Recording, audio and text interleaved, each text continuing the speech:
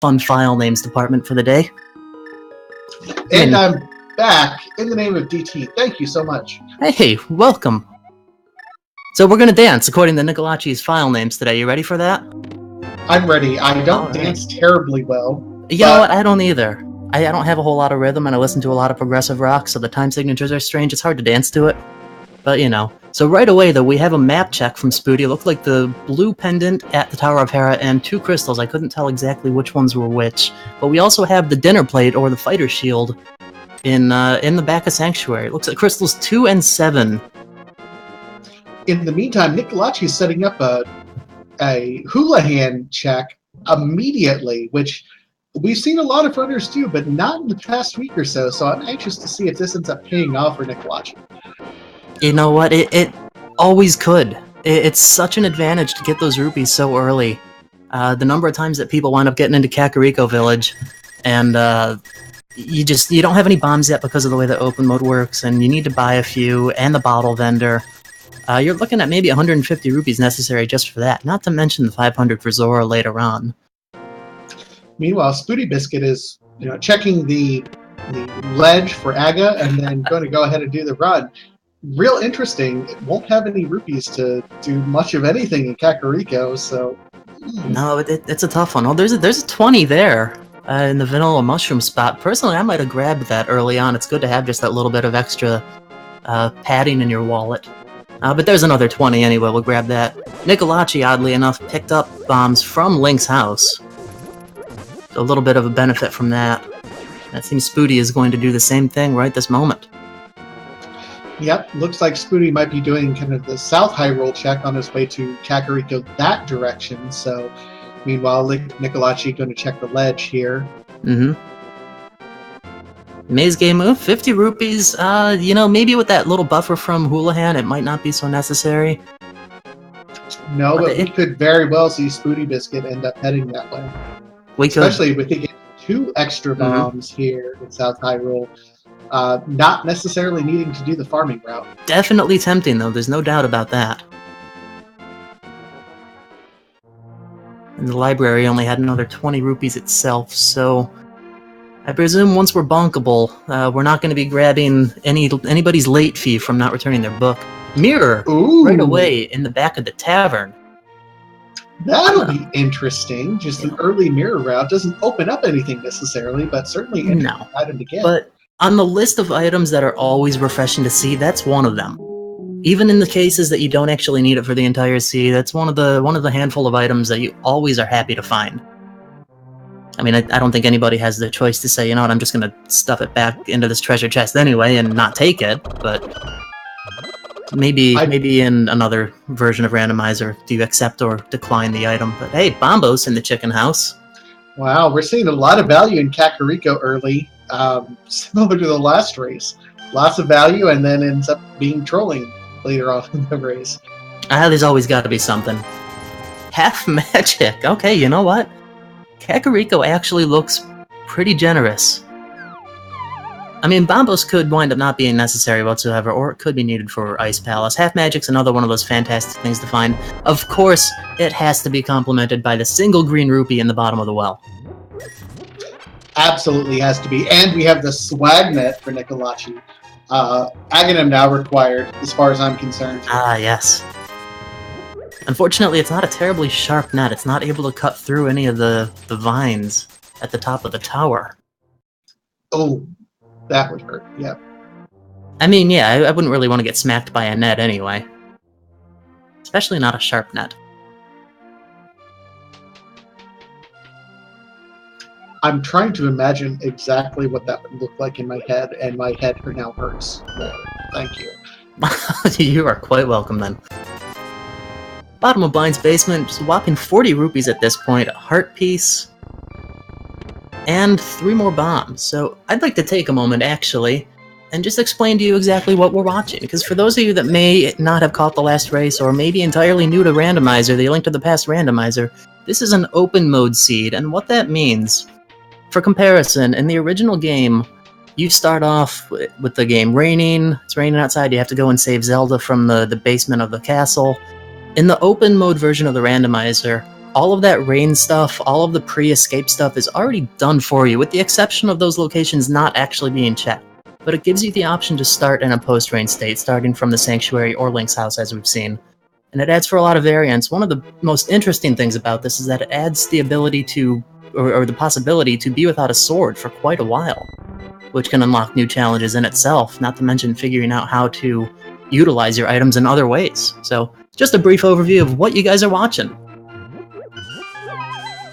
And if this is your first Randomizer race watching, welcome to the community. We tend to be kind of an open community, and we really welcome any new players. We do have both an open mode and a standard mode race every weekend. A standard is on Saturdays and open mode is on Sundays.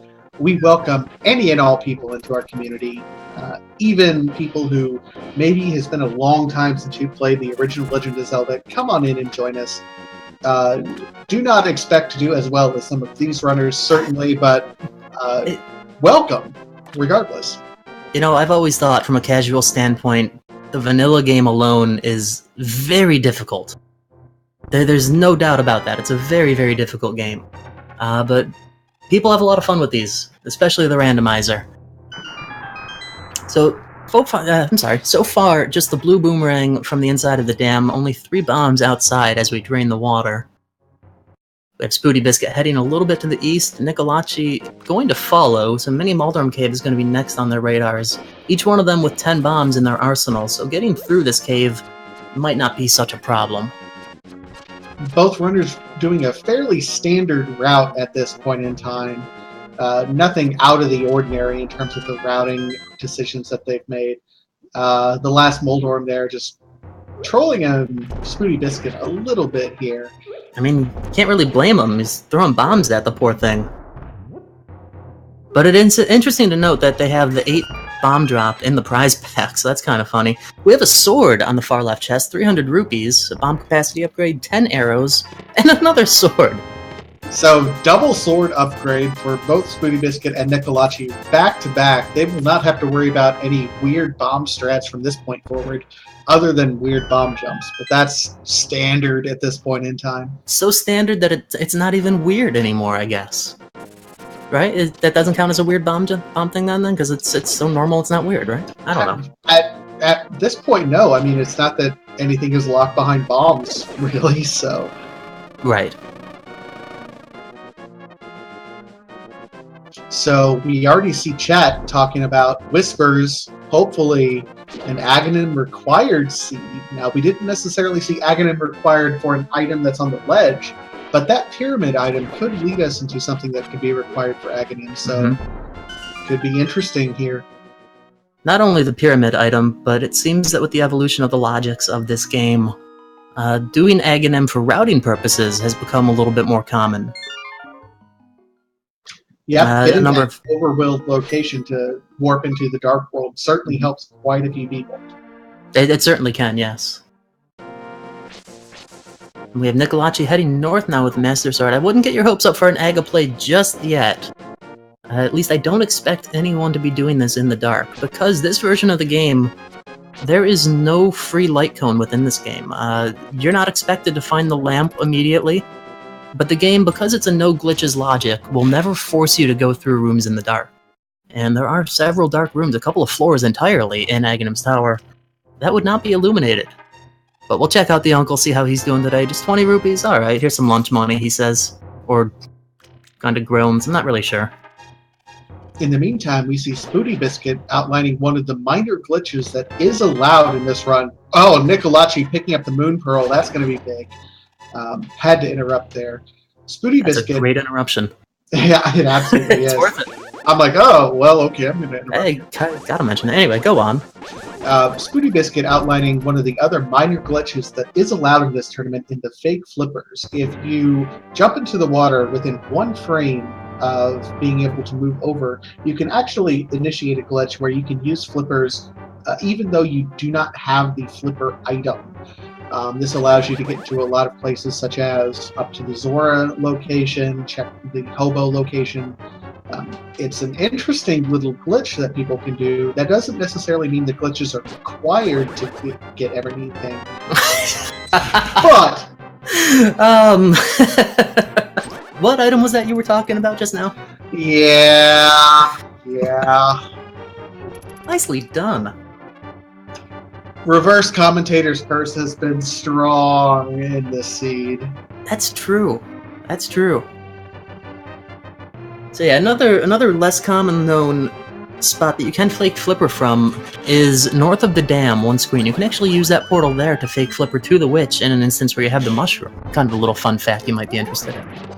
Oh, interesting to know. Don't see that terribly often in speedruns, but good to know. So yeah, as stated, the fake flippers glitch is not something that would ever be required. The game is designed to be completely beatable without the use of any glitches. So any fake flippering that we did see or may continue to see, depending on when SpootyBiscuit gets the flippers, is considered a sequence break and may or may not benefit. We don't know. Another interesting to note, you were talking earlier about the lamp. It would also be a sequence break to be able to navigate any of the rooms without the lamp. Mm-hmm. Now, these runners in this particular tournament are certainly experienced enough to be able to navigate every single one of these lamp rooms, in dark mode, so to speak. But that's not to say that it isn't a sequence break. So you can kind of deduce where the lamp might be based on the dark rooms that you navigate and the items you get after those dark rooms. That's true. For example, if you were to find, as we're going through Eastern Palace, if you were to find the bow, which of course would be a best case scenario anyway, because you're finding it in its vanilla dungeon right now, if you were to find the bow in the vanilla big key chest, that's past the dark area. So by logic then, the lamp would not be able to be anywhere that the bow is required for. And I think that's just to add on to what Vitasia was saying a moment ago. Absolutely. Thank you so much for that explanation. Hey, you're very welcome. So we have SpootyBiscuit taking care of this skeleton? What Stelphos, those things. It was one or the other. I mean, they are skeletons. Taking care of that room nicely. Spawned a third Stelphos, and that's quite okay. It's still a very quick room, nicely done. Nicholacci, on the other hand, never mind, actually has the real flippers. I was going to say perform fake flippers to come back out of the hobo, but that does not apply. Oh my! Meanwhile, yeah, the lamp, that's about the most trolly location, because most people, I mean, certainly these two runners are capable of doing dark rooms on their own, but having the lamp just before a dark room really is kind of a troll location, so we'll be interested to see what that leads. And Nicholacci pulling the hook shot from the flippers, that's going to be an important... Interesting. Yeah, at that point, that's not even a sequence break. That's perfectly obtainable early on. I do want to say, though, on the hopes of one more commentator's reverse curse, it would be really, really cool after this discussion that we just had if Spooty is about to find the bow in this chest. Just gonna throw that out there. You would do that to them, wouldn't you?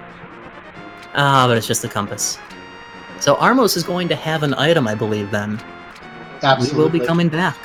And of course, Spooty backing out because, in case you've forgotten from the original game, you are required to have the bow in order to progress and to beat the Armos Knight's boss. So if you don't have the bow, you might as well back out right there. Yep, because there's two types of mimics heading through, green and red, and the red mimics are only vulnerable to arrows. However, if you're in that position, something to keep note of too, this doesn't apply to either of our runners at the moment though, is that you can go through that first big key door, and to the right, instead of going left, you go to the right. There are 90 rupees in that room. If you are a little bit short on cash, you want to take a couple extra seconds and obtain that, not a bad idea either. So Nicholacci about to follow the same steps that Spooty did, checking out the back of Sahasrarla's house, as well as, I presume, Eastern Palace. Meanwhile, on Spooty's end, we do see the Cane of Brian on the desert ledge. And Spooty would be making the way right into Agahnim's cave at this point. Kind of a little one-off location. You never know if it might pay off. Good check. It is a good check. And that Cane of Brian can have some interesting side effects as well. Keep in mind, things like Spike Cave could require either the cane or the cape.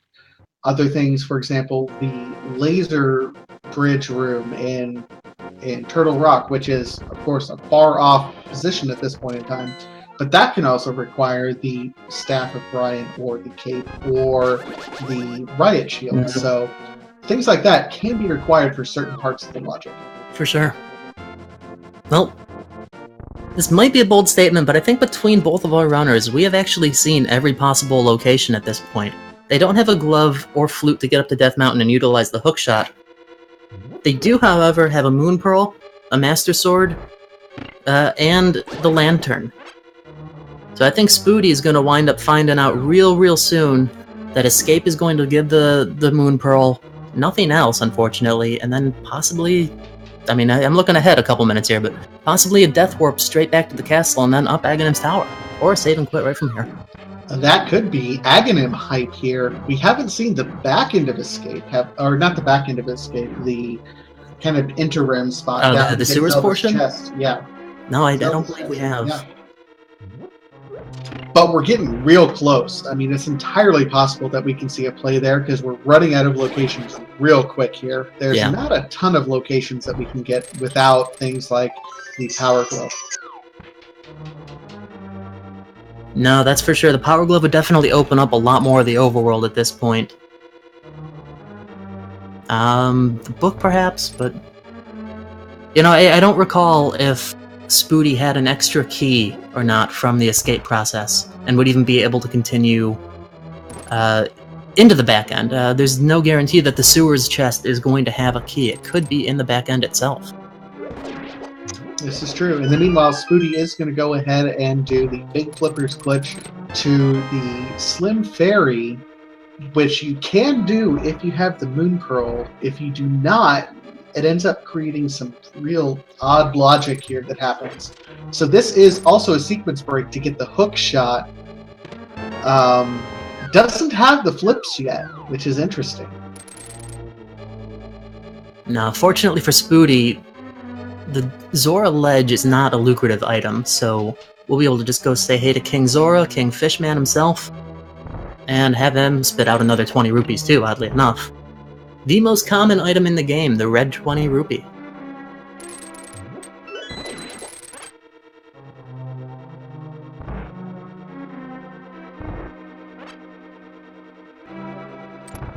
Meanwhile, looks like we're getting a life lesson from wonderful Zora here. You know, I'm convinced that this entire game is a life lesson, not just the Zora. It really is a life lesson, mostly in the sense of don't waste your time. Do things that you don't think are required because they will be required in the future. Everything is required until it's not. Remember that. Always required 100% of the time until it's not required. Yeah, that sounds like about half of my college courses there. That sounds like a fantastic story for another time, I suppose. I suppose. Meanwhile, we see SpootyBiscuit making his way into the first part of Escape. Going to be making that dive, and Nicholacci right on his tail. And let's see, north or south? Well, you already went north, so yeah, south. We'll head out. We'll make a play right up Aghanim's tower at this point. Oh boy, Aga required. This ought to be good. We'll see what we end up finding on the pyramid. Nicholacci having a little bit of trouble with that spark there. Yeah, third time's a charm. Walking into it does not... I mean, you need the cape. You can't just, like, walk through it. Or swing the sword. But you know what? Maybe it was a refreshing jolt or something. You know, I don't know. I was trying to make a joke out of that and I just couldn't. You guys thought, you know what happened. Meanwhile, while we see Spooty making his way through this escape and Nicholacci climbing Aga's tower, just a quick review. Both of these runners are currently 2-1 in the main tournament, which is really impressive, all things considered. We've had some... This is an absolutely stacked main tournament here. So both of these runners at 2-1 have a real chance of making further progress. This has just been an absolutely amazing main tournament, all things considered, wouldn't you say? I would definitely say. I don't think I need to say much. You summed it up beautifully yourself. But yeah, for sure. I fake it. Something is missing, the big key. If only it was the red boomerang, might have been a little bit quicker on that delivery. But no matter. Quick mirror out, and here we go. This could actually be an interesting play. This is an interesting divergence here. Nicholacci using Bombos to kind of clear things out as quickly as he can. Spooty going to the back end. Yeah, you know, you just don't know. If Spooty finds a small key in the sewers, I mean, it's going to depend on what's in that back room of escape. You're not going to find the correct combination of items, I don't think, that you would need to avoid Agahnim routing. But if you find the flute or the glove, for instance, you've got all of Death Mountain at your disposal at this point. So let's find out. It's a risk regardless. Ooh. I don't necessarily blame him. You know what? He finds the heart. It's a good thing to have, though, because climbing Aghanim's tower with 5 hearts, I mean, especially if you only have 3 of them filled, or 2 at this point in Nicholacci's case, who is at the top, by the way, making a very nice job of it. It's a pretty tough climb. Oh, falling into a pit. That's full heart of damage on its own. Apparently that blue guard decided to follow after him. That didn't work. He was chasing. He's like, "You're not getting away from me." So 1 heart for Agahnim. With all the blue balls that can come out, this is going to be an interesting Agahnim fight. If he messes up even once, it could be bad. There's a lot of risk for damage, and everything in this fight is going to do that full heart. Gotta play it safe. Just be a little bit cautious.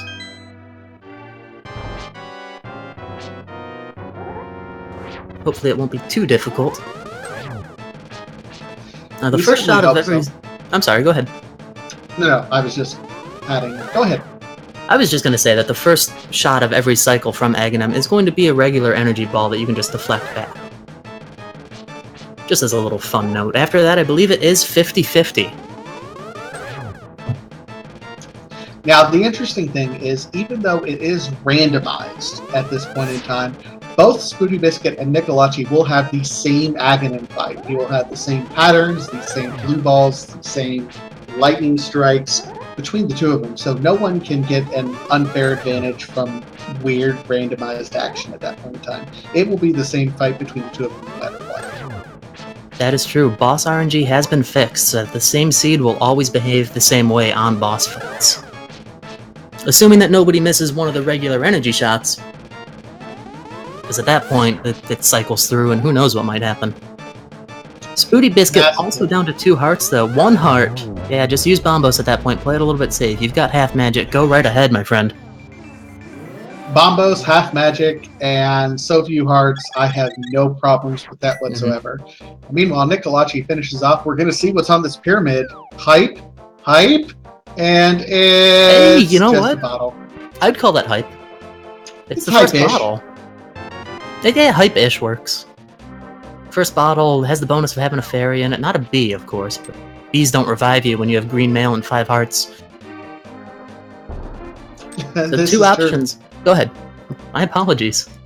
No, I'm so sorry. I'm just no. Please don't be. I'm very good at we are both very good at randomized commentary, I guess. And it's like we're Canadian. just go ahead, talk. I was just gonna say one of 2 options for Nicholacci: either heading over to Palace of Darkness, which there may not be much of an option for, or taking the route that I personally would go with as well, swimming north up the river and hookshotting across. Which is exactly what Nicholacci is doing. Very impressive. We'll see. No mirror. Oh, well, he has a mirror. He'll be able to check the ledge that's up here while he's on his way. That's true. Unfortunately, it's a bit of a maze itself when you're trying to get through here without the boots or the Titan's mitts. You'll find that direction's not going to work either. You have to pretty much go all the way to the left of this and up and around these. You know, I don't even know what these things are called. They're kind of like the Dark World version of hobos. Yeah. They're like sandbags with tentacle heads or something. I don't know. Everyone's worst nightmare on certain websites. Anyway, moving on, Nicholacci is checking this pedestal ledge, and there could be some high value here. If we end up seeing he's throwing his bomb, if this ends up leading him to a nice item, and it's a power. Wow! Interesting. I really want to know where the other glove upgrade is going to be, because it's very possible that this is the intended order for the gloves.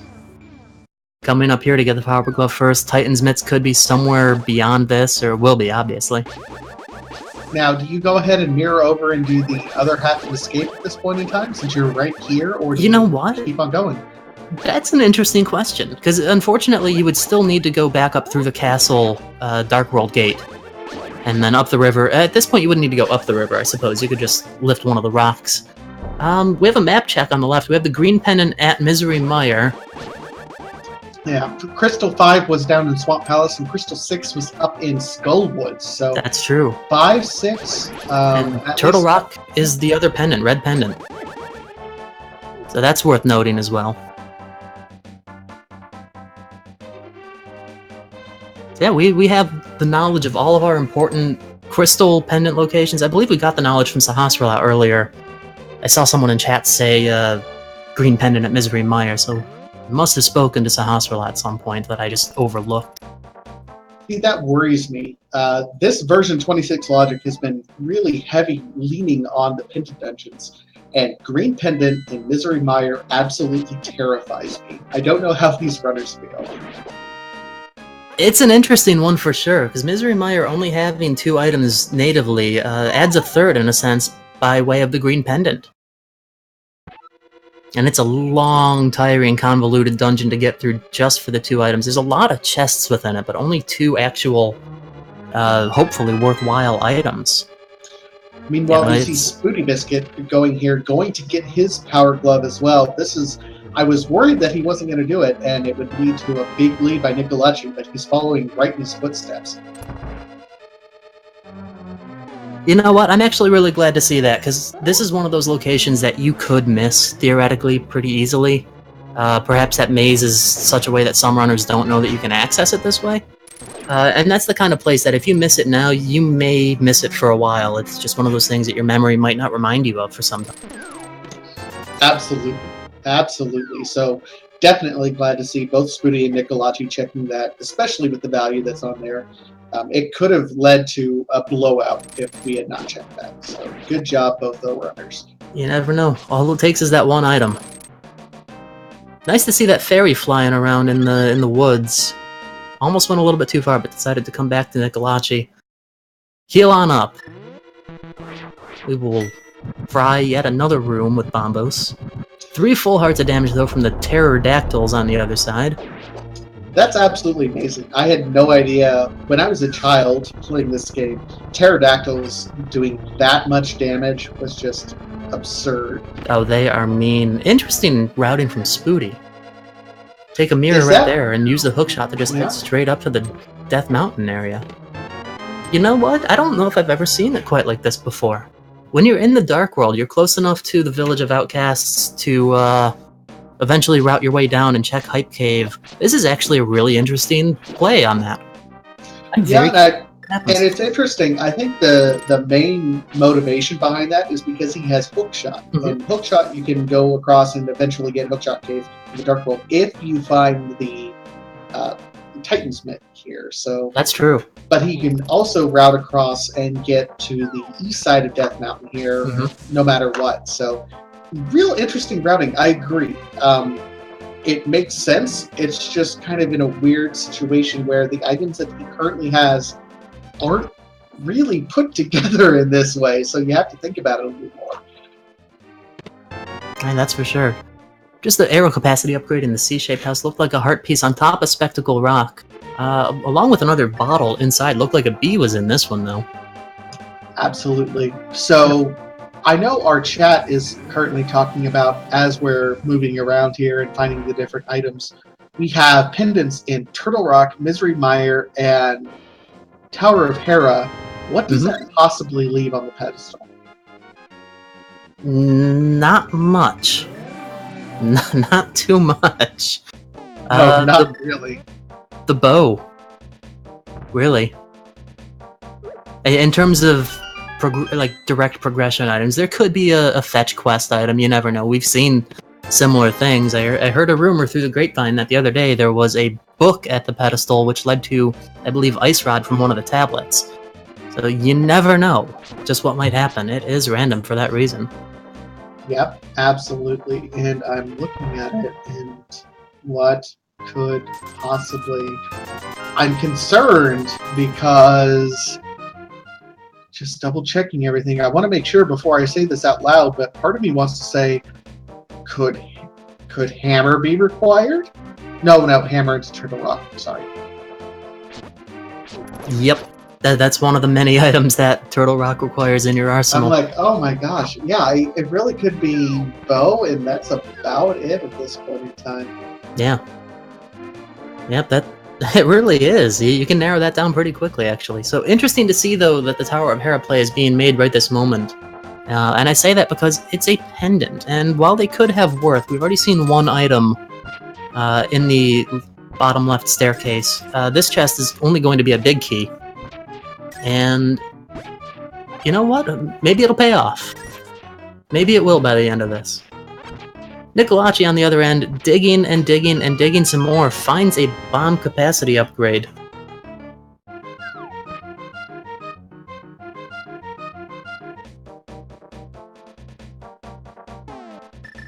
Yeah, I mean, the Tower of Hera play at this point is one of those things where, do you go for it because you're literally right there, you're in the proximity of it? I think that's a great reason for it. Or do you head to East Death Mountain first, where there are just so many more item locations? Either one you could make an argument for. You know, from my perspective in this particular tournament, you've seen over and over and over and over and over again value being found in pendant dungeons. So I think in your mind, it may be confirmation bias, but you go and check it. Unfortunately for SpootyBiscuit, he's found his 2 items, so there's nothing of value here, so he has to back out. Right. Only way we'll be coming back to Tower of Hera is on that chance that maybe the bow is at the pedestal. So we'll hookshot our way across. We'll see what's over here. There's 1, 2, there's 7, 8 items on East Death Mountain between these 2 caves and Spiral Cave. I guess really 3 caves is what it comes down to. We'll see an interesting little trick with the mirror to erase this block. If you mash on the Y button or just time it right to use the mirror as one of these blocks is moving, that block disappears, and it's a really, really handy little thing to do. I would advise against using it in dungeons, though. It can lead to copious amounts of frustration and rage quitting. But we'll try to avoid that. So we have 2 hype caves going on at the same time, actually. The traditional Dark World hype cave and the mountain. So far, nothing notable in either one. Although we do have Tempered, we have Fire Rod, we have 2 hype caves, folks.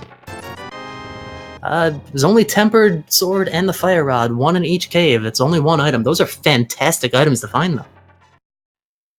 Good plays on both counts. So we'll see where Nicholacci is going to head to next. With the flippers and the mirror, it could have made a play over to the Lake Hylia Island, which, if I recall, had the, what's it called? The magic cave, the red robe thing. But that might be a little bit out of the way and unnecessary. Did I really hear you just say the red robe cave? You know, gotta keep it interesting. Anyway, I'm wondering if Nicholacci's gonna make a dip into the Swamp Palace and at least take a look at that first chest. That would be interesting. We've seen some value in that first chest, just because it's part of the logic that something could be here, so it's no different than any other overworld location. Meanwhile, Spooty does end up finding Quake interesting. Yeah, this is an interesting play. I don't know if I would personally be brave enough to make it. It's a high-risk, high-reward play, regardless of how you think about it. If something ends up being here, it could pay off in a big way for Nicholacci.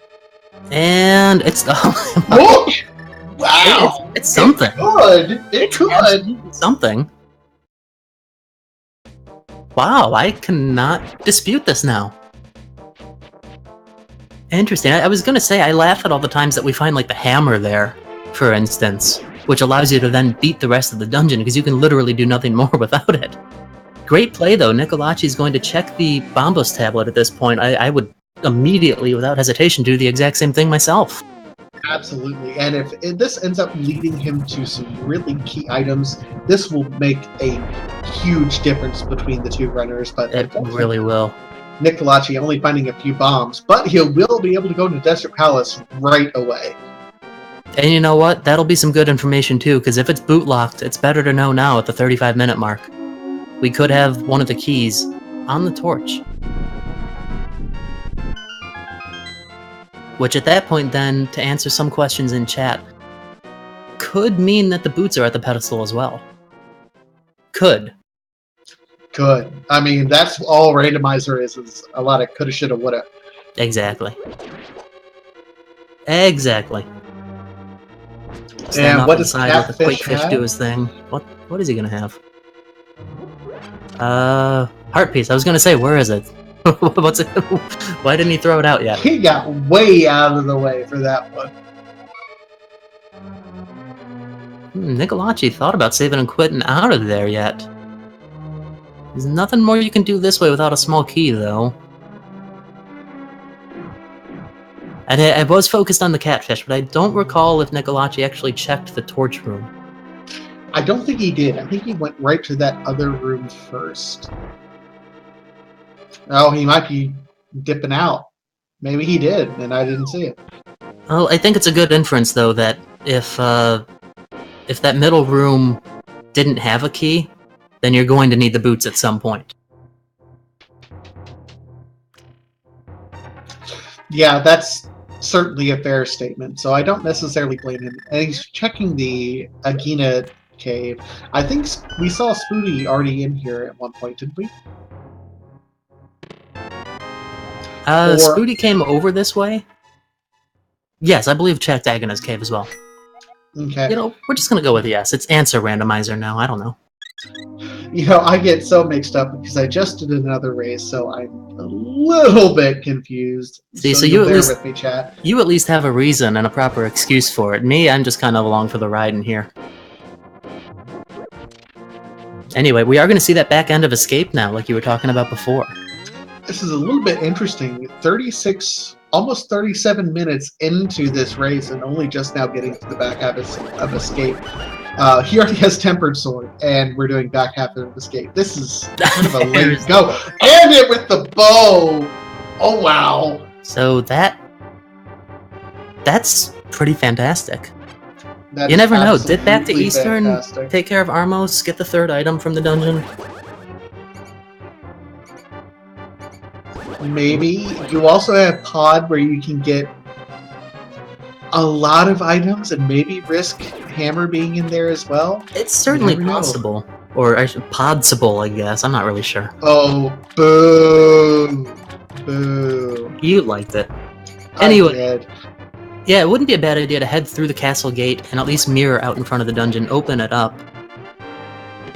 And once you're done with Armos, take a peek inside. Although, I have to wonder,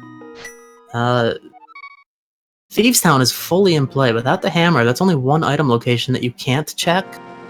There's always a pretty good chance that it's going to be either the map or the compass. Yeah, I'm a little bit surprised we haven't seen Thieves Town yet. It's usually a pretty early play. Granted, two reasons that might be putting it off are the green mail and, what, the 7-8 hearts that our runners have at the moment. It can be a little bit daunting. Just about everything in there is going to do 2 full hearts of damage to you. Spooty has to be careful, and he takes a death, but I think he has that fairy. I think so, yes, that'll help. Sometimes this spike floor can just not be so kind. On the other hand, I think we see Nicholacci doing exactly what we were theorizing. Gonna go over here and do the pod check, and then mirror over to do Eastern. Definitely a solid play, all things considered. I think I would start with Eastern, personally, in this case. Because if Armos does have that third item, maybe it's the hammer. I know that's really, really wishful thinking, but it's still a chance. It's an extra chance, and at this point, you're just trying to maximize your opportunities here. Yeah, absolutely. And that's where I would make an argument for Thieves Town pretty soon here, because at the very least, you're getting another crystal out of it.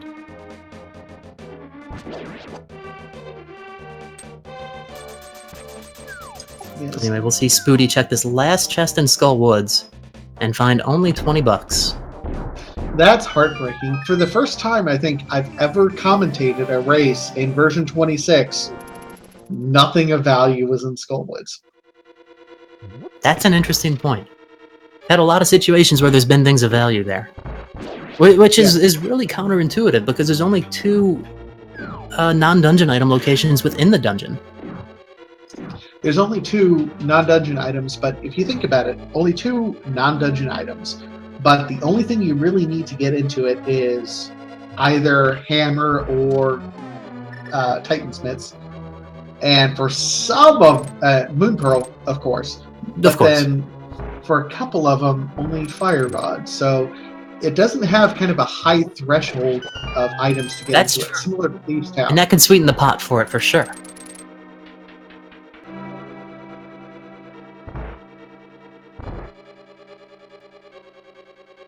Nicholacci, going ahead and doing exactly what you thought and recommended, to go ahead and do Eastern first with that bow. That's a solid play. I'm flattered that you agree.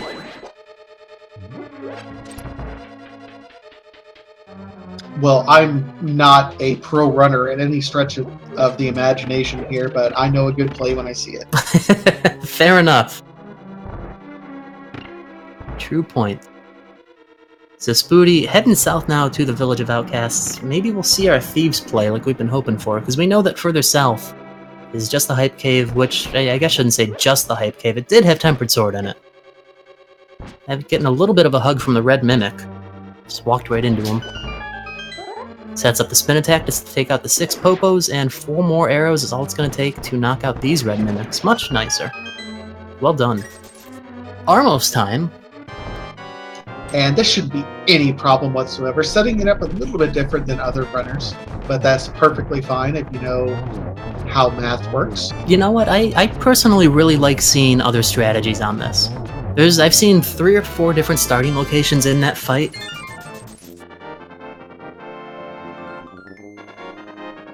It's always interesting to learn new strats. I mean, regardless of how good or maybe amateur you are as a runner, watching different strats and seeing how it does and go, oh, you know what? I think I can do that. Mm-hmm. That's the crux of the community, really. Yeah, no, absolutely. And just to add on to it, I would highly recommend, if you're interested in playing this game, you're wondering, hey, how do these people make it look so easy at times? Analyze their play. Take a look at it, watch it. If you see people starting the Armos fight, for instance, in a couple of different locations, compare and contrast. Try them all out, find what works best for you, make your own style based off of those. And it's really amazing the different strats and ideas that you pick up, not just watching the top runners, but even some of the, I'm not going to call them secondary runners, but people in the secondary tournament, things like that. There's some really innovative strats that are going on right now. This is still a very young community, and we're still learning lots and lots and lots of different things about each other, about the different runs that we can do. Anyone can really surprise you with different ways to do things that you thought were standard here. So don't be afraid to innovate and take some things from other people. It's absolutely amazing what's going on in the community right now. You know, just to add on to that as well, one of my favorite things about this game, which the first release was from 1991, there are still things, minor glitches, this or that, fun oddities that are being discovered to this day. I can think of a handful just in this year alone. That's one of the most baffling and intriguing things about this for me. And one of the reasons that I love this game so much is that it is broken. Didn't we just see, for example, the mushroom glitch that was just discovered just less than 6 months ago? Yeah, that was fairly recent. This tournament. I used it myself in one of the races. I needed health at the top of Ganon's tower. It's been wow. Anyway, I don't think we've seen anything of value, anything noteworthy between either dungeon at this point. It's a little disappointing, but there's not much of an option left, so there's got to be something between one of these two. Yeah, there's not a ton of opportunity anywhere else. We've even checked for example, the first chest in Swamp Palace. So there's got to be something somewhere here soon. Blue mail for is nice, Nicholacci. though. Certainly nice. Doesn't progress you any further. I'm worried about Spooty because he bypassed the key that was there next to the blind door, and if he ends up finding Hammer, he's going to really miss that key that's there. That's a fair point. I mean, the hammer would have needed to be in that chest right there, which only had the compass. Or, no, actually, it could still be down in Blind Cell as well. But yeah, possibly thinking, hey, I don't have the hammer, so even if I do get a small key, I'm not going to be able to go through that room. Not a bad thought process, if that's the case. Gotta be a little bit careful, though. Only 2 hearts left. Like I said, most things in this dungeon will do 2 full hearts of damage to you. You do not have the luxury of the blue mail at this time. Just play it nice and steady. You'll be fine. No, and at this point, Nicholacci has... Boots! And there's the boots! Boots! He has the option for more opportunities for items at this point in time.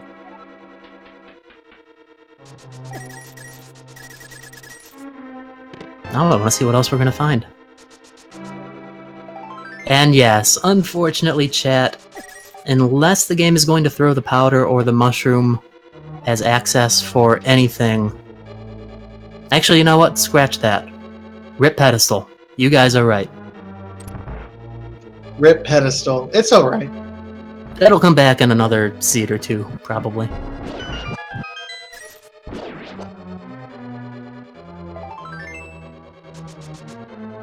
True story. Out of all the commentary that I've commentated over this entire tournament up to this point in time, I've yet to see a pedestal scene. So I'm trying to runners. think how many I've seen. I've raised a few.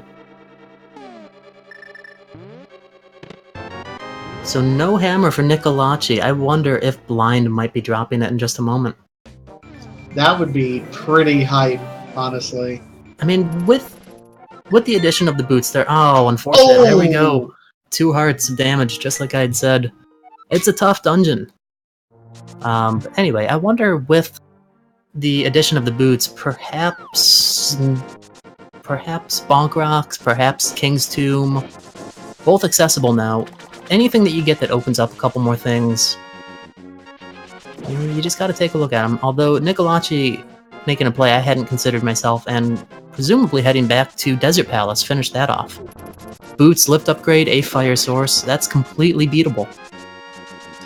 Nice play, get a crystal while you're at it. We've seen kind of throughout this tournament the players who end up following the items that they end up getting, following the breadcrumbs, end up doing very, very well, all things considered.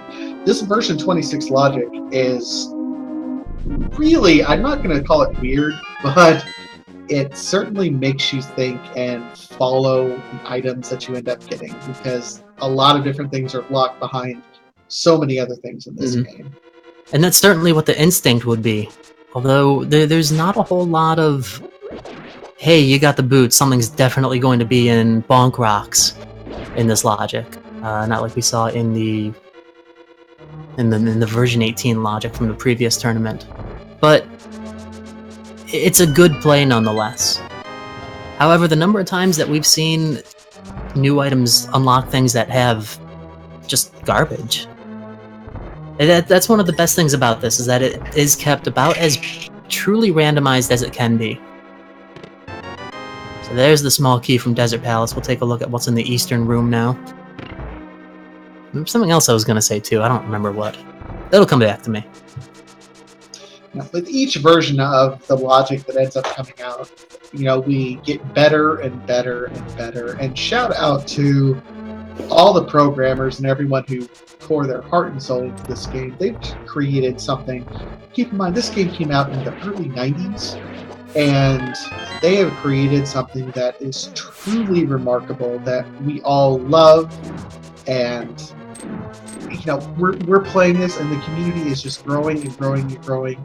Just shout out to Desirect, who started the project, but everyone else who's jumped on board and helped out, this is just one of those unique things on the internet that I don't think can exist without the people that are involved with it.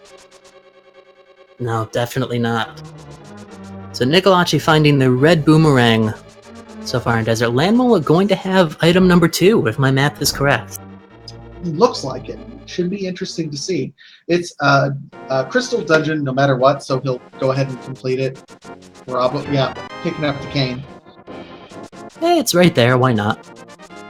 It's 10 seconds, you know, and it technically unlocks things like Spike Cave, so yes. might as well. I do remember what I wanted to say, too. I wanted to compliment SpootyBiscuit's blind refight, because when you refight blind, blind initially sits higher in the room, and that can make it a lot more difficult to get above or higher up in the screen and get those easier sword slashes in. So well done. Wanted to say that before. That's what it was. You're absolutely right. I was thinking that too and didn't say it. I don't know why. SpootyBiscuit about to enter the original hype cave, which has 20% hype in this one. About to get that tempered sword. Only 5 rupees from this guy, though. Only 20% hype? That's not a hype, it's like a I mean, the one hype item is very hype. But 1 out of 5 is still only 20% in my book. We'll call it, we won't call it hype, we'll call it attentive. You know what, let's call it this. 1 out of 5 of the chests, or 20% of the chests in that cave had 100% hype. That makes it sound a lot better. You sound like a salesman right there. Not gonna lie. Would you like to buy this cave? It's full of treasure chests, and only one of them has anything good in it. 20% of the chests have part of the hype in it. It's totally going to be a hype cave, and I have this real estate to sell you. Here we go. Oh, wow. Meanwhile, SpootyBiscuit making the dive also into not gonna find a ton here. Interesting to find ether from Landmole. So we have, between our runners, all 3 medallions. It seems that our options that are remaining at this point are Bonk Rocks, Ether Tablet, and King's Tomb. One of those 3, unless there's something else I'm missing, which is possible, one of those 3 places, though, is going to have something that's going to open up the doors further. Meanwhile, and our first stop's going to be King's Tomb. Yeah, Nicholacci going ahead and checking. Maybe he's going to Bonk Rocks first. Yeah, I mean, how do you decide which one to go to first at that point? They're both kind of equidistant. I think getting from one to the other, though, is a little bit easier. Personally, I prefer doing Bonk Rocks first. It could be any of these. I don't know. Myself, having gotten the book that's in that real risky location, I think I'd go up to Tablet first, just to keep going on that play.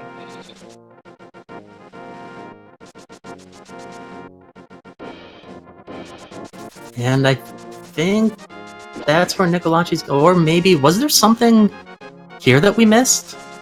I don't personally remember seeing the item that was here. Well, let's find out. This might as well be our blind pedestal pull hype for this seed. It's a substitute for it. Is this one of those instances where Nicholacci just completely passed this up? Spooty saw it. Oh, you know what? Yeah. Yes, I'm going to say yes to that because of starting with Houlihan. Yeah. Okay. That makes more sense then. And then back up to Death Mountain. Oh, he's not checking. Okay. So, well, the route to get to King's Tomb would be kind of circuitous because you'd have to go to the Dark World, go back over, circle around, and then warp over. So it's hard to say that this is the slower route, given that circuitous route that you'd have to go to get to King's Tomb. Not to say that there's nothing there. You never know.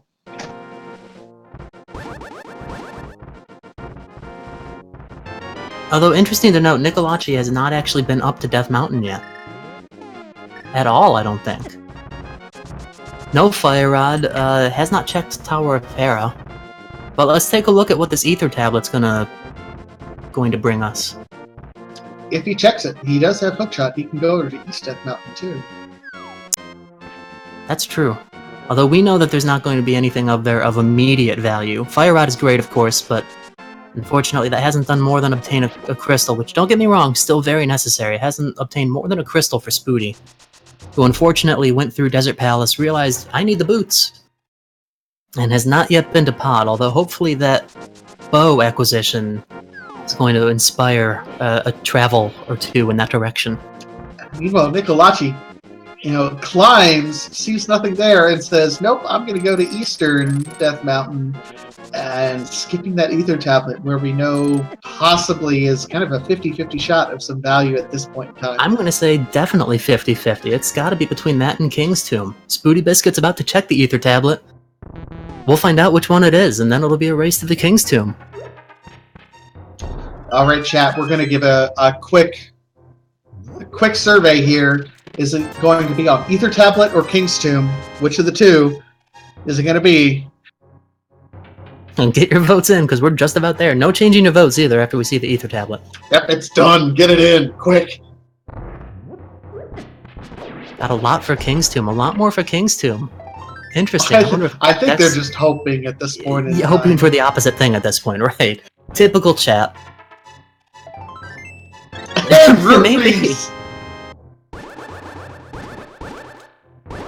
Yeah, because that 20 rupees is not really going to help with much of anything at all. And I think Spooty knows that the only other option right now is apparently something else. Where are you going, Spooty? Well, he hasn't done Eastern Palace yet, so he's probably thinking that there's something in Eastern Palace. Doesn't even have the boots. That was my lapse of judgment there. Can't do King's Tomb without the boots. Chat's pointing out Spike Cave, which, because we were able to get the Cane of Brian, is technically an option. I'm going to actually say it's not. We do not have the hammer. Oh, right. Okay. Thank you for correcting me. I lapsed judgment. Very welcome. Hey, we all do it. I mean, I can attest to it. I've personally gone into that cave before without even having the glove. And I've made it all the way to that boulder at the end without the glove. It happens. Mistakes happen. This is why I'm not in the tournament, clearly.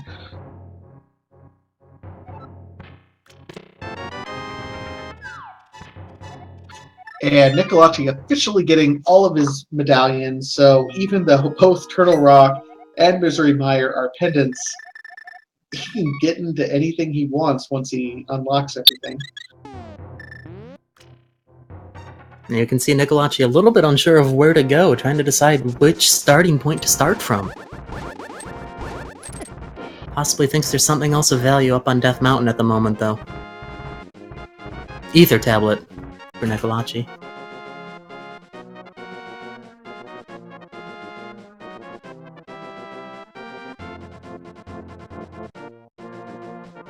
Yeah, you know what? This is actually making me really, really curious to see what's there, because there's a handful of items that could just open up several different things. Titan's Mitts would probably be... You know what? I'm at a toss-up. Would Titan's Mitts or Hammer be more valuable at this point? Because the Hammer would open up the rest of Swamp. Titan's Mitts would open a good portion of Ice Palace, which you need Hammer to finish anyway, but... I mean, who knows what kind of trolls that could delve us into. I'm going to troll and say Flute, just to get you down into my... Well, no, you can't get to the Mire area without clubs, so... Without the mitts, right. So Flute itself would do nothing right there. I don't think Flute's going to be in the King's Tomb. You know what? Titan's Mitts would unlock the most right now, I feel. Because that allows for the entire Blacksmith quest as well.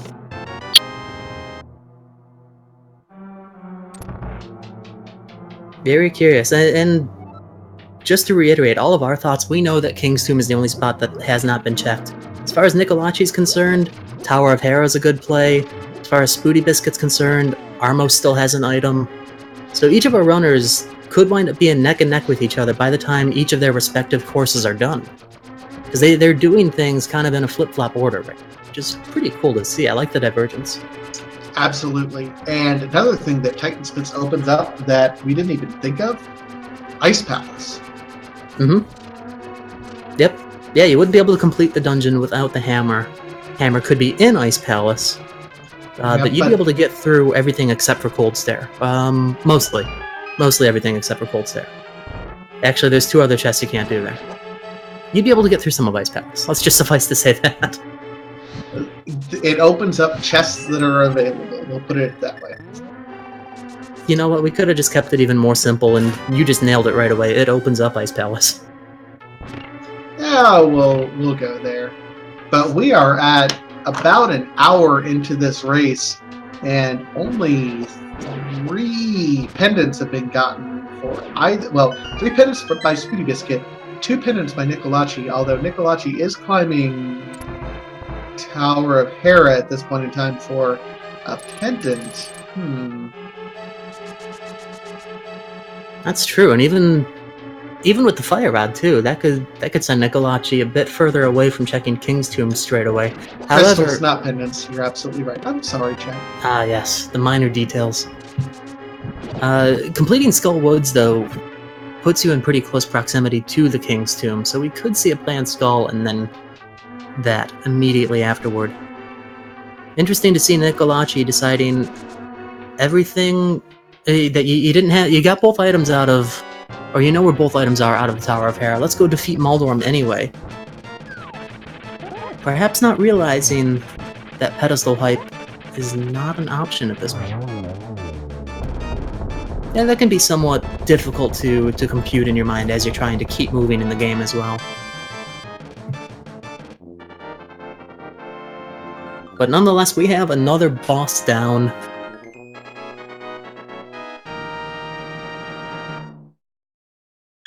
SpootyBiscuit, I should say. Traversing through the Palace of Darkness, we know that the boots are here. That's the only thing of value at the moment. It's kind of funny to note, though, that at this point, our only access to the Dark World is still through the Castle Gate. I find that a little amusing. It's amusing, but it's impressive to know that both of these runners went ahead and did that early Agahnim, because if they would have avoided it any longer than either of these guys did, they would be so far behind at this point. That's true. Fortunately for them, there wasn't really anything else they could have done to avoid it or put it off any longer. I know it's one of those things. Is it something that you take a gamble on as soon as you have the items for it, or do you check everywhere that you can possibly check? And every runner has a little bit of a different stance on the matter. Meanwhile, Nicholacci's going to go over here to Catfish. Not going to find a whole lot here, as I recall. I believe just a heart piece.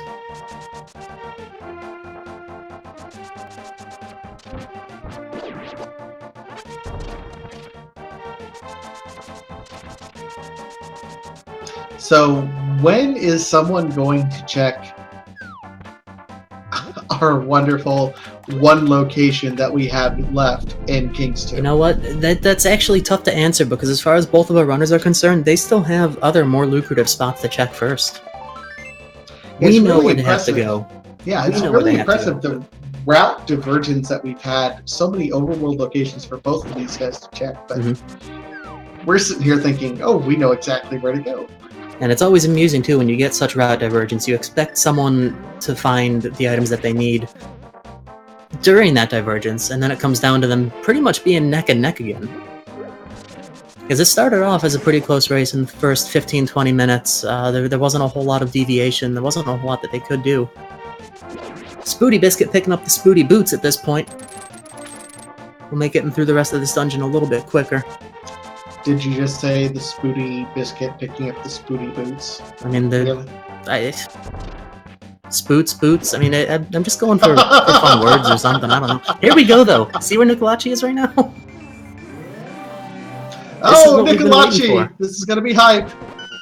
And using the sort of quick ledge hop strategy to enter the tomb. I love that. All right, what is it? Titan's Mitts. Those things, yes. Yep. I was so excited I couldn't even say it. So, now we have a bunch of the world open to us. All of Dark Death Mountain, most of Ice Palace, Blacksmith Quest. Where do you go first? Yeah, I was going to say, what... In the name of DT, where would you go first if you're in this position with Nicholacci? Well, I think that Nicholacci's actually making the right play at this point. You're close enough to Skullwoods, you had the Fire Rod, it's a crystal, do it. So for Nicholacci's situation, I would say this. If it came down to, I know that, or I have the collective knowledge of both of our runners, I would probably head up to Dark Death Mountain first, just for the sheer number of item locations. Absolutely fair. I mean, the number of items that this unlocks, the problem is you can't, quote-unquote, follow the item because there's so many different divergent paths that this one item unlocks for them. Mm-hmm. So at this point, it's just a matter of checking all of them and then seeing how long it takes SpootyBiscuit to get there, and does he follow the same route? It's interesting to see, actually, that SpootyBiscuit's doing the exact same thing Nicholacci did right after getting the boots and going to Desert Palace. It's kind of funny. It's like these two are on the same wavelength, just doing things at different times, but at the same time, kind of doing the same thing after getting the same items.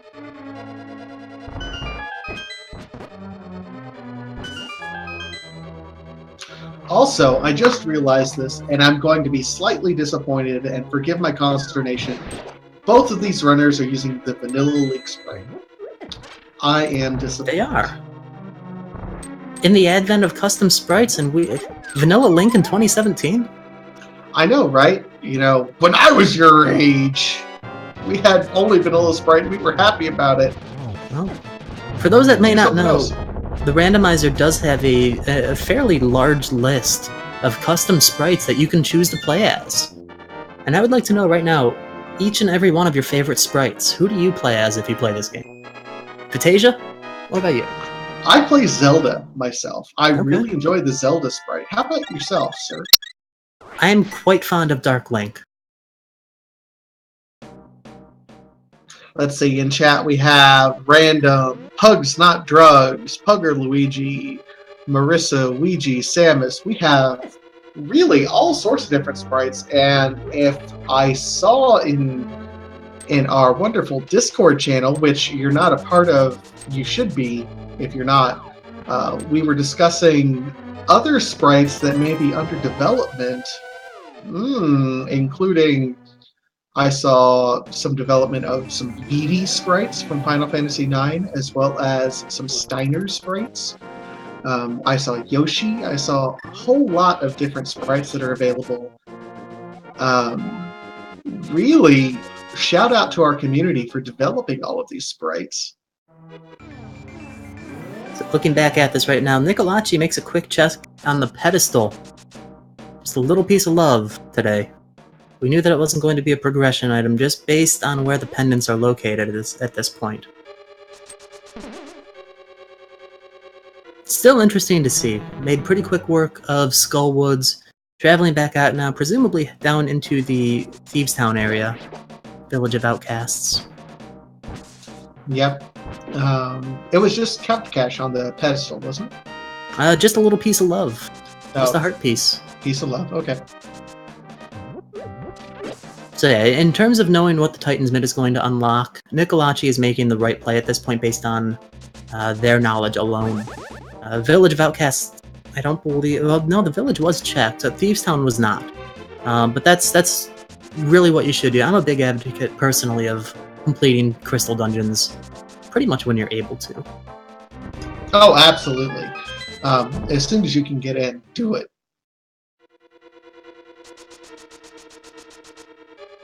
And Spooty about to head to Landmola, who I believe had Ether? Am I remembering that correct? I mean, we'll find out. Yeah, I mean, Nicholacci has them all, so it very well could be. Looking at these rupee counts, we haven't had a Zora check yet, have we? We have, actually. We have, seriously. This has just been an extremely wealthy seed. Yeah, Zora only spit out 20 rupees to each of our friends.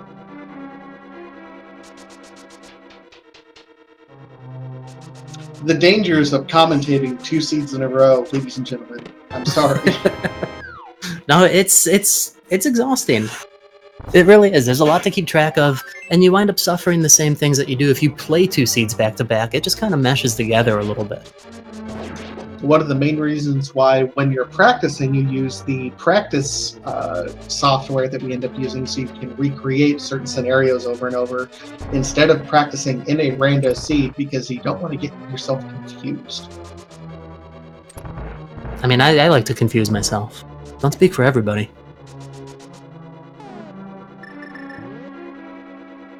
So I'm curious now with with SpootyBiscuit. I'm sorry, not quite having the mitts. I presume that King's Tomb, Titan's Tomb. Wow, King's Tomb is going to be the next stop there. Well, we know it's Titan's Tomb. I mean, it is in this case. That's true. Or King's Mitts or something. Yeah, something fun like that. Still can't quite get in that way. You're gonna have to bonk something. So if you're Spooty at this point in time, you get this, and it is literally the last place you check. I know Nicholacci was in the similar spot, so he might be thinking the same thing. You've got to think you're behind at this point in time, don't you? I would think there's a good likelihood of it for both of our runners, even. Which is interesting. It always fascinates me to sit in this chair watching these two runners go and thinking both of these runners probably think they're behind. Yeah, it's really, really cool to see this and piece it together and know where everything is. It's somewhat impossible to still say, though, hey, I would have done this or hey, I would have done that, because at the time, you don't know what's going on.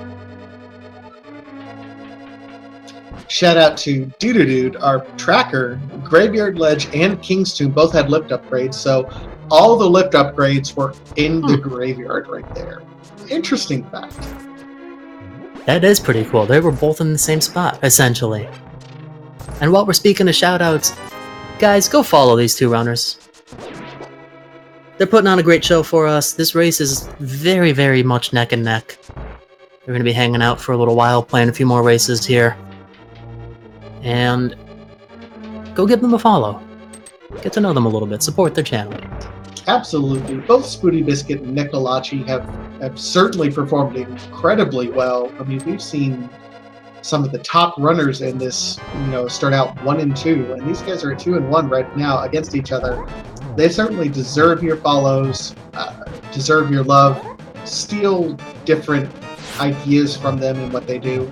Also, while we're at it, again, Dude, our tracker, who is pulling a triple. This is his 3rd race in a row that he's tracking. Big shout out to Dude, as well as my wonderful co-commentator in the name of DT. Thank you, sir, for joining me here. Well, you're very welcome, and for what it's worth, we got a bit more to go, and you have been quite pleasant to work with, so props to you too, Vitasia. Oh, I appreciate you, sir. So moving on, we have a new location that we're about to check. We get the biggest bomb capacity upgrade from the blacksmiths. I don't really know if striking a bomb capacity upgrade with a hammer repeatedly is the best of ideas, but hey, I'm not a blacksmith by trade, what do I know? We'll grab that purple chest. Save and quit, although that's just going to put you back on the pyramid. You don't have to mirror since you have the mirror and Agahnim is defeated. Now we can save and quit. I really sincerely wonder if Spooty realized that that's where he was going to go. It's such a second nature reaction to just go for that save and quit that it's pretty common to overlook that. And then afterward you realize, or even as you've already pushed save and quit, you're like, oh, it's not going to put me where I need it to. And that's the most, depressing item. He's like, you save and quit, and you're waiting for that blank screen to load, and now, oh, I messed up. I didn't want to. Yeah. And in certain situations like this, it may make you feel even more behind just making silly little things like that. But everybody in every race is making some sort of silly plays, so there's a lot of a mental game with this as well, and you just gotta stay calm, stay composed, stay focused. You'll do fine. Absolutely. And it's interesting to note and see the different things that the mental mistakes that you end up making, and they get increasingly more and more as the seed goes on, as the race goes on. You start to see the runners make those mental mistakes as they get closer. If they think they're behind, they see, for lack of a better term, their chest starts to tighten. It's like, oh, am I behind? Am I ahead? The early runs people have done over and over and over and over and over again. When things start changing here is when you start to see some of these mistakes happen. Very curious to see what Dark Death Mountain is going to have for us. 2 chests here in the Super Bunny Cave, so named because you can actually access it via a minor glitch called Super Bunny, which I actually haven't seen the use of in quite a while. I was going to say, it's been a long time since I've seen the Super Bunny glitch, which I think is credit to the programmers who set the logic to where we just don't necessarily need it, per se. Right. Most of the minor glitches are really only used in last-ditch circumstances. And just to reiterate, too, none of them will ever be required. Very curious to see this divergence, though. Nicholacci going into the Ice Palace without the hammer. And I'm going to say that if we don't find it in Hookshot Cave, that's going to be the play to make. However, Canosum and Hammer. This is Hype Cave. This is a Hype Cave. Wow. The only thing that would have made it more hype would have been... Oh, you're going to save and quit out of that. Interesting. Would have been the Ice Rod. So, Kane, Hammer, and Sightheart all in the Hookshot Cave. That's going to be big, particularly since these runners have had access to it as soon as they've had that Titansmith upgrade.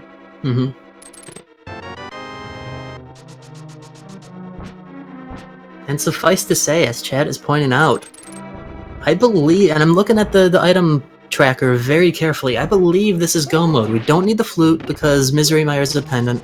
We don't need the Ice Rod because Turtle Rock is a pendant. And theoretically, we didn't even need the Cane of Samaria. That hammer is what we were missing. Nicholacci is unfortunately in the wrong spot as a result of that. Let's see, Pod, looking at the different things, Pod, Swamp Palace, and Ice Palace are the only things required at this point, because we have 4 crystals otherwise. Yep, the only thing that they were missing was Hammer to get through any of those. Yep, SpootyBiscuit is officially in Go mode. Wow! Yeah, and you know what? Having the Cane of Samaria is a huge, huge comfort item for me when Misery Mire and Turtle Rock are both pendants, because of the chance of a big key on the right side of Ganon's Tower. That's a terrible nightmare if you need to find Samaria for that, similar to not having the boots for the torch. Very interesting. Yep. Turtle Rock and Misery Mire are the 2 locations that really eliminate the most items in terms of what could possibly happen for Go mode. So the fact that they're both pendant dungeons, not surprising to see. An hour, 17 minutes. This is a fast scene, all things considered. I'm very inclined to agree with that, actually.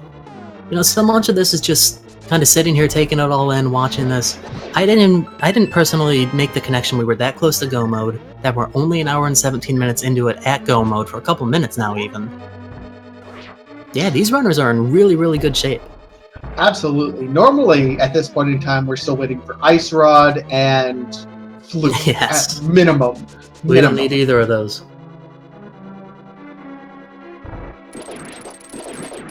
So that makes for Swamp Palace to be nice and easy, Ice Palace to be nice and easy.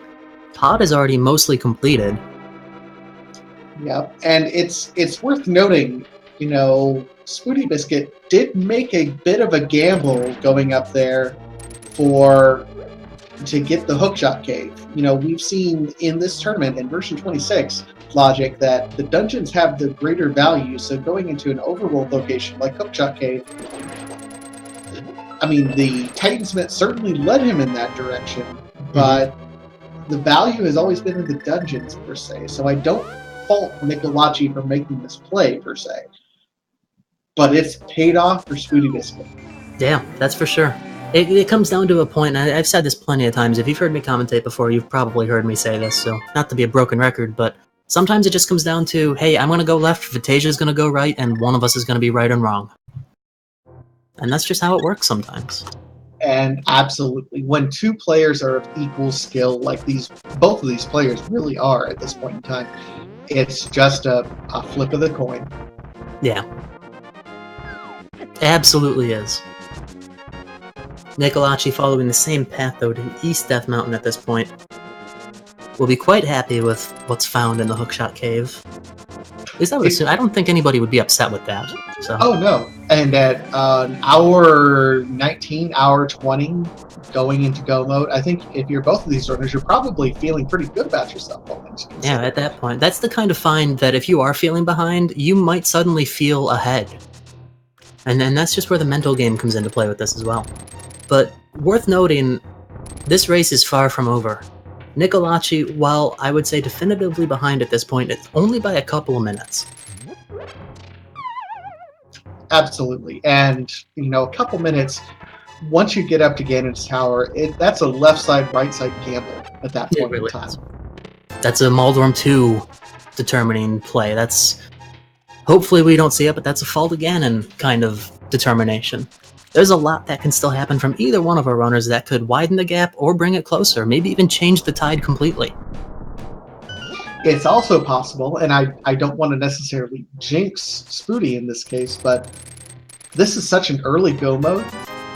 I've seen runners not realize they're in go mode yet, or start fishing for something like silvers. That's another interesting point. We don't have the silvers. Yep, Ganon could make the difference here. The reality is there's a lot to speculate on, but I think at the end of the day, it's still anyone's race. And it's exciting. It'll be exciting to see. Uh-oh. I've heard a rumor of something. And I hope that it didn't just happen. Okay, it didn't. Good. What'd you hear? My knowledge might not be the most sharp on this, but I thought that I heard that if you kill that third jelly as you're going down the stairs in Ice Palace, it despawns it similar to the upstairs of Ganon's Tower. I don't know the exact conditions for it. Personally, I've never even seen it, but I was glad to see that that did not happen. Got a little nervous when that third jelly was 4 diagonal puffs of smoke. That's fair. Meanwhile, Nicholacci, also in go mode, heading down to Swamp Palace. So both of our runners in go mode at 1 hour, 21 minutes, 34 seconds. They were begging for a jet seed. I'm not going to call this a perfect jet seed, but it's certainly a quick one.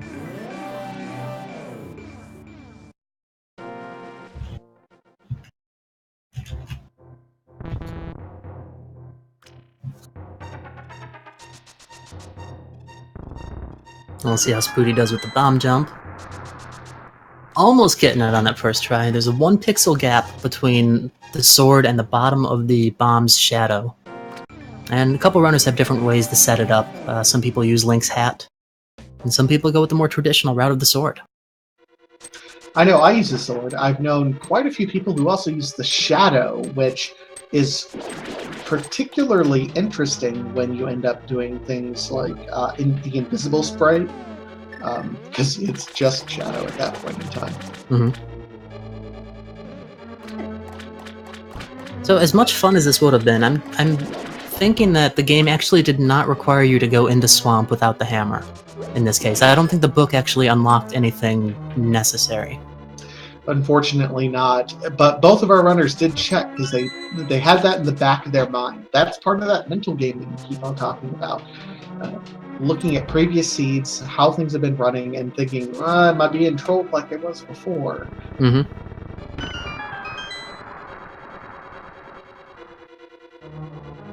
Spooty's just going to bring Bombos out to deal with Cold Stare's first form. The animation's a little bit longer, I think, than getting 8 fire rod shots off, but it's certainly safer, uses less magic. It may be a slightly longer, but when you save all that magic and then you can start using fire rod to just annihilate various, they're gone before you could even finish your sentence. Just about textbook Cold Stare right there, yeah. Textbook of Medora, Cold Stare? Oh. No? Okay. Next time. Next time, yeah.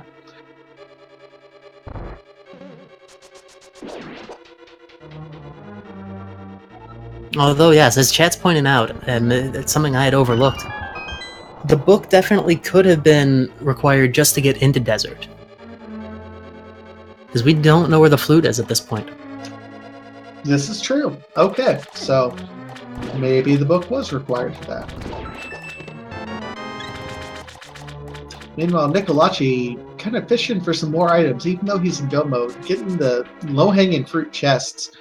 That could make a difference if he happens to just stumble across silvers at one point in time. But don't silvers. Sorry.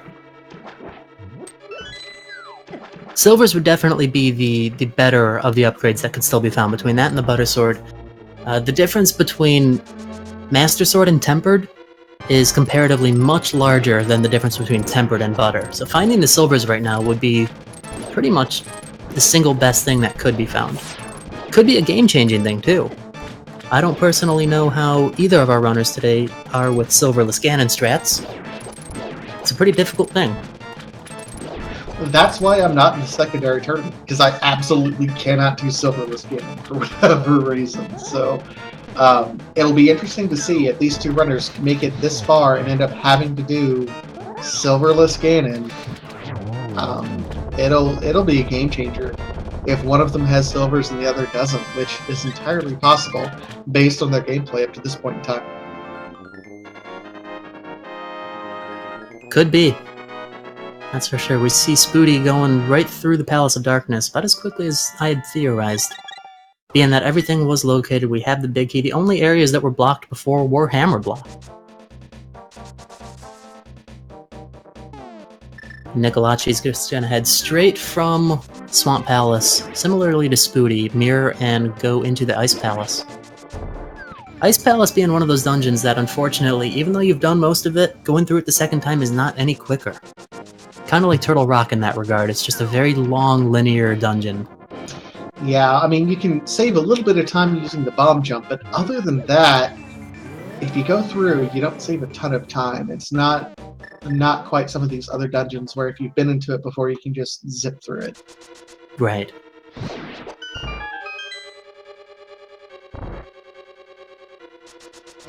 Yeah, fair points. All around. Needless to say, though, this has been a very, very good race to watch. Absolutely, and we're still only an hour 26 in. This has been an absolute just jet seed. I'm not going to... Okay, maybe not a perfectly jet seed, but these runners have made quick work of a lot of things. Not a terribly healthy seed, but I mean, red mail that they got right away. It's been incredibly entertaining to watch both of these runners. So if you haven't already, both SpootyBiscuit and Nicholacci, give them a follow. They deserve it.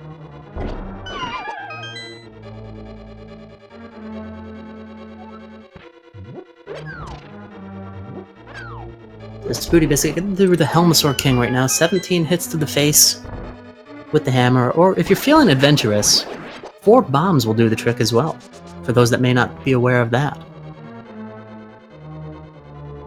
Although that's a little bit harder to line up and accurately execute, just because Helmasaur likes to move around.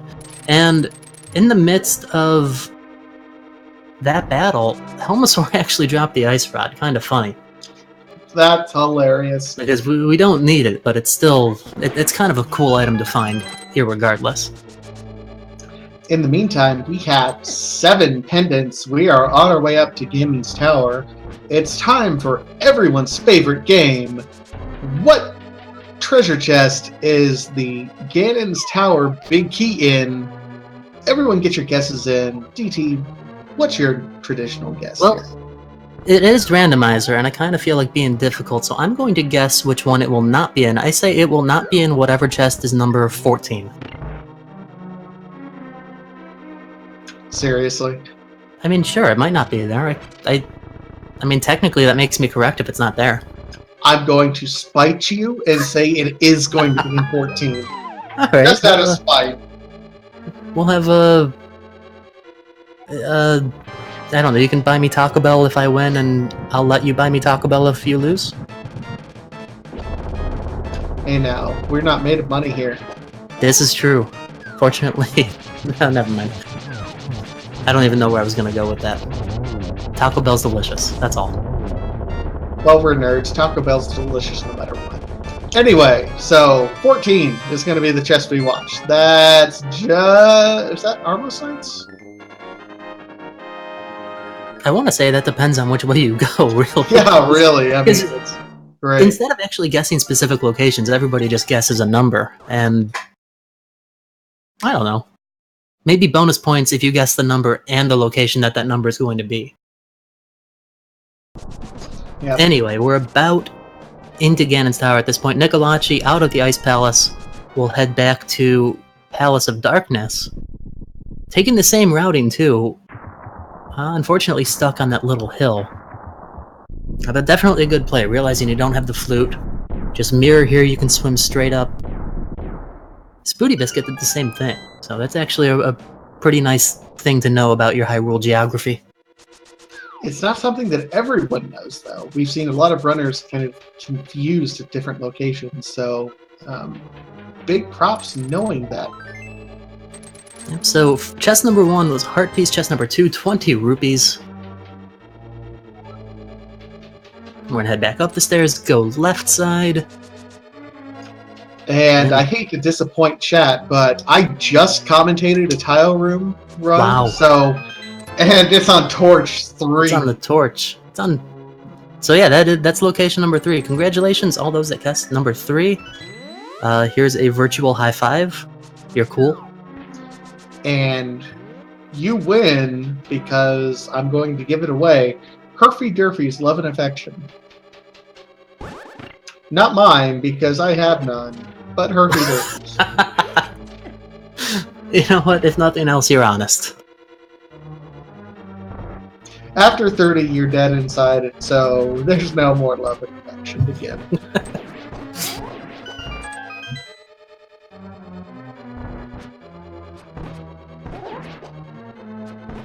Having a little bit of fun, I presume, with the Mimic 2 room. Clearly made it through. Absolutely. Meanwhile, Nicholacci finishing off his pod run here. Yep, same thing as before. Both of our runners, oddly enough, they went through the same dungeons, even partial. Aside from Ice Palace, of course, Nicholacci had to revisit that. But the Swamp Palace, Palace of Darkness, both received visits before they were completable. So very little to do here. Let's just go straight to Helmasaur King.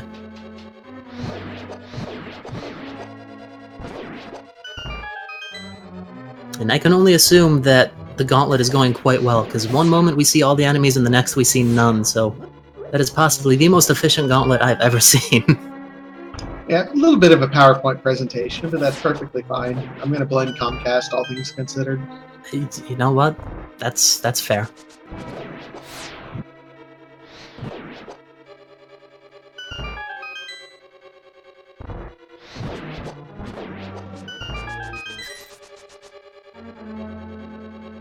Yeah, Spooty making quick work of that, going through the gauntlet. And on the Landmolus fight, with half magic, half going.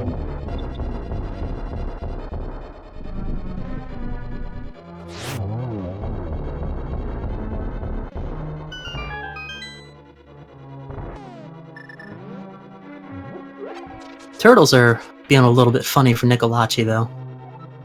Unfortunately, but making it out of there nicely. Those turtles can always be a little bit trolly. I've seen a lot of players struggle with them if you don't get your first strategy. They really can be.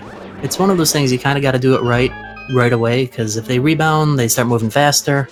You swing the hammer thinking it's in a logical spot, and then one that's like 18 feet away flips back over from it. Or I don't know. The hitbox and their reactions to it is a little bit odd. I mean, the hammer has an odd hitbox to begin with. Absolutely. Particularly when you're swinging up for whatever reason. It just feels smaller. It really does. And we have our Ice Rod for Nicholacci. And he's officially going to be heading his way up there. Not that far behind, given where the big key is. All things considered, no, not at all. Yeah, but Spooty clearly in the lead. Spooty taking a look at these last couple of chests. We had a full heart container as well as a piece of heart in the mini Helmasaur room. And in this anti-fairy room, there's another arrow capacity upgrade. We have chat calling out for validation silvers. I think you're going to be disappointed there, but we'll see. I would think so. Not just like immediately stomp on anybody's parade here, but we can now get our way through Ganon's Tower. We've validated the Ganon's Tower blueprints. That burrito makes me hungry. Still got Taco Bell in the mind, huh? A little bit, yeah. I've been commentating for, let's see, going on 4 hours now. There you go. Interesting phase 1 for Aga 2. All cardinal directions. Yeah, that was very interesting. It looks like Spooty's getting some interesting plays here. Not quite the 3-3, but very close here. Yes, by the way, Taco Bell, or the corporation that owns Taco Bell and the Tricom Enterprises, give us a call. We're willing to talk advertising opportunities. Please, just call us.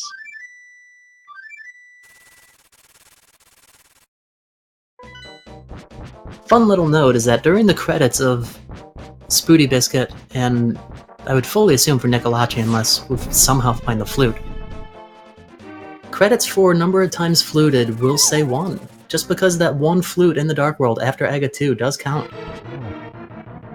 Absolutely. It's really interesting to see that they count that even though you don't have the flute. Mm-hmm. So I see a question in chat asking whether or not silver arrows are required by the logic. And the correct answer to that, as also pointed out in chat, is that yes.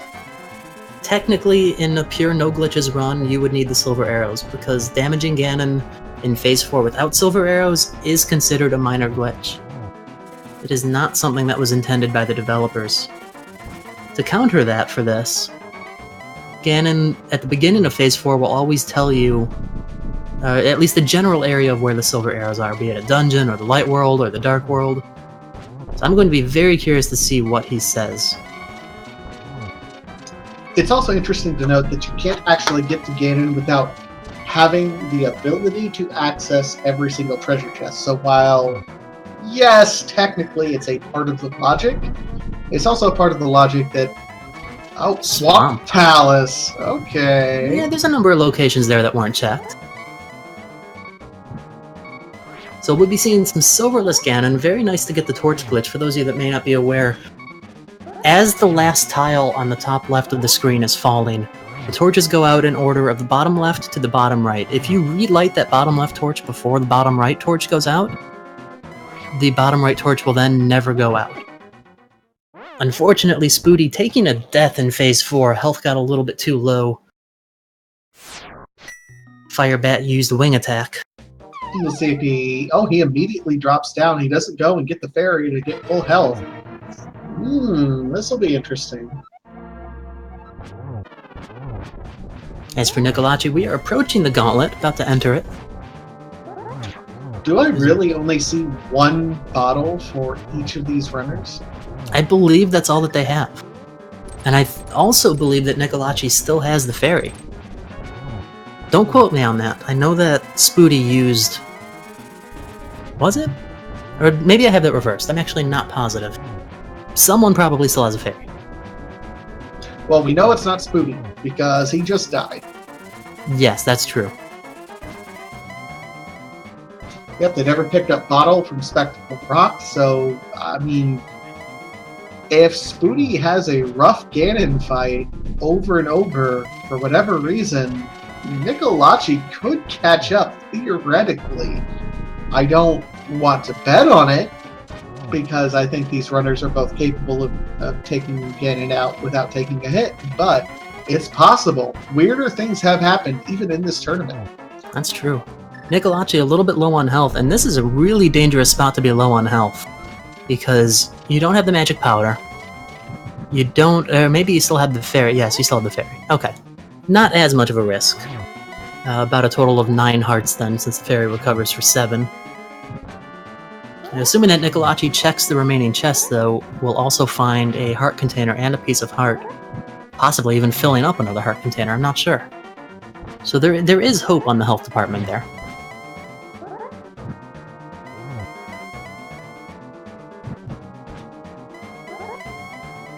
Unfortunately, falling down to 1 heart. Nicholacci getting a little bit tight here, and if you're SpootyBiscuit, you're looking at this in Silverless Ganon with the 1 death, still not seeing a done in the SRL.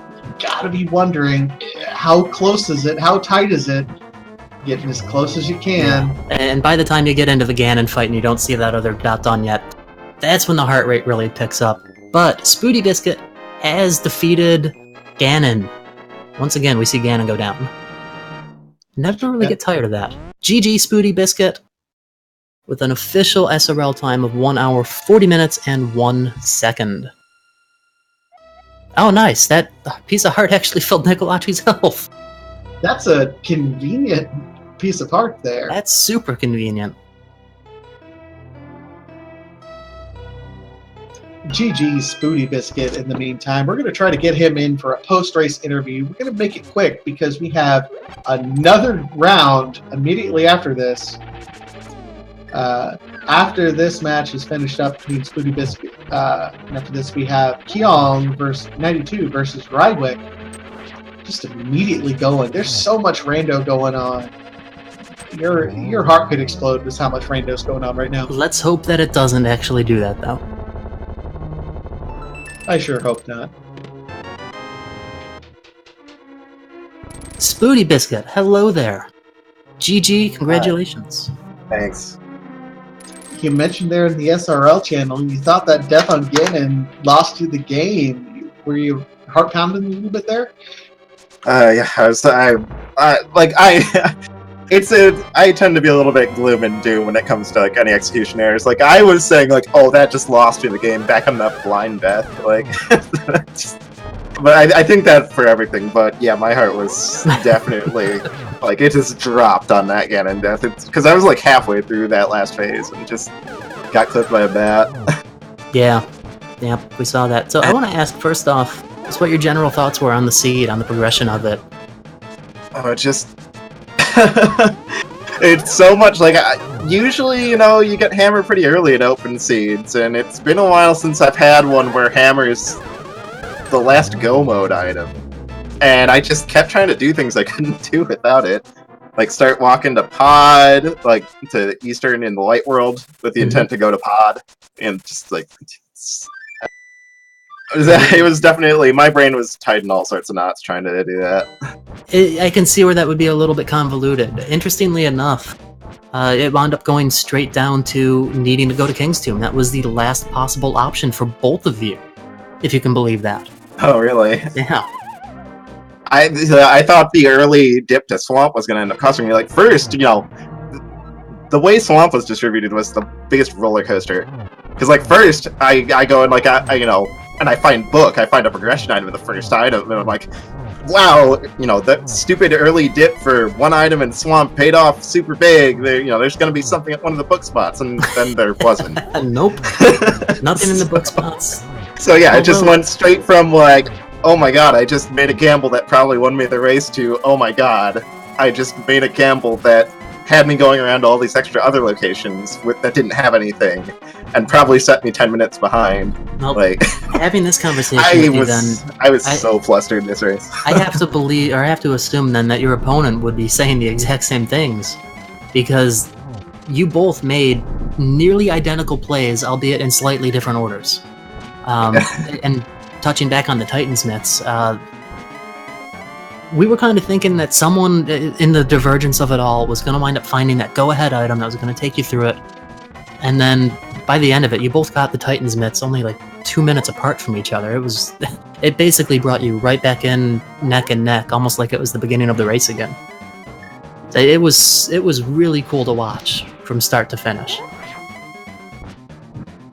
Yeah, I'm glad, despite the I just looked at my OBS for the first time since the race started, and I'm sorry for the slideshow. It's entertaining. The bullet points have been direct. So I gotta ask you, you open up the seed, you open up your first map in Dark World, you see both Turtle Rock and Misery Mire, kind of the traditional, oh god, I need everything dungeons, are both pendants. It eliminates a pendant dungeon, but between that and their early runs, did you kind of feel it was going to be a relatively quick seed from the get-go?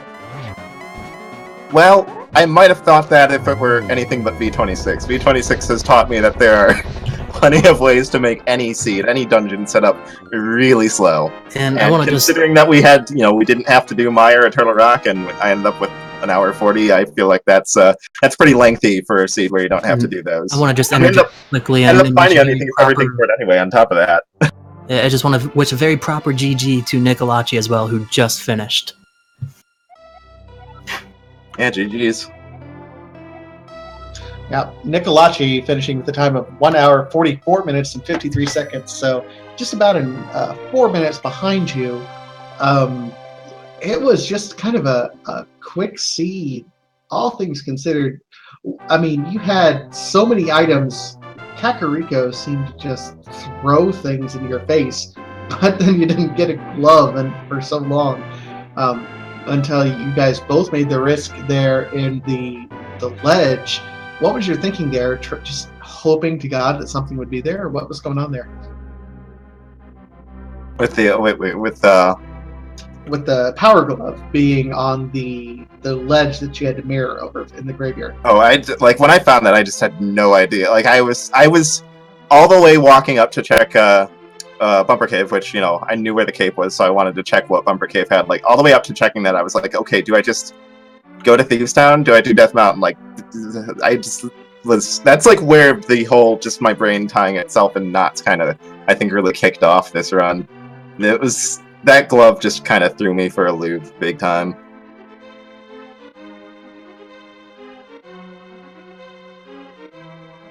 Okay, so you do move on to 3-1. What's going to be your thoughts moving on to 3-1 in this absolutely stacked main tournament here?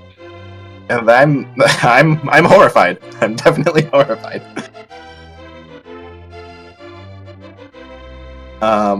I haven't looked at what the who all's in that pool so far. I know we've still got a few races left to do for the week, but I'm sure there are just so many people. But to be fair, almost everyone in the tournament, I think, it's rando. Anything can happen in pretty much any match against anyone, so there's good cause to be scared of pretty much anyone at any level, I'd say. Absolutely. Well, unfortunately, Nicholacci, is not going to be able to join us, but congratulations here, SpootyBiscuit. Moving on to 3-1. We're going to try to get things wrapped up because guess what, ladies and gentlemen? There's another rando race immediately going on right now. We have a quad going on. Kyong92 versus Rywick, with Salty Fry versus Sonacam going on right now. We're going to try to get out of here so we can get everything set up for that. Any last final thoughts for the race, SpootyBiscuit? Not really. Just GG's to Nicholacci. It was, looking at the times, it was, it's very close. Fun seed, fun race. And good luck to him and everyone else in the tournament in the upcoming matches. Absolutely. And just wrapping things up, my name's Fatasia, my wonderful partner over here in the name of DT. It's been an absolute pleasure, sir. Well, thank you very kindly. You have kept this quite entertaining for us. Guys in chat, stay tuned. More Randomizer coming up. Get up, stretch for a few, but not too long. We've got more. Been a pleasure. Always is. Thank you. Thank you, everyone. Stay tuned. We'll be right back after this brief commercial interlude.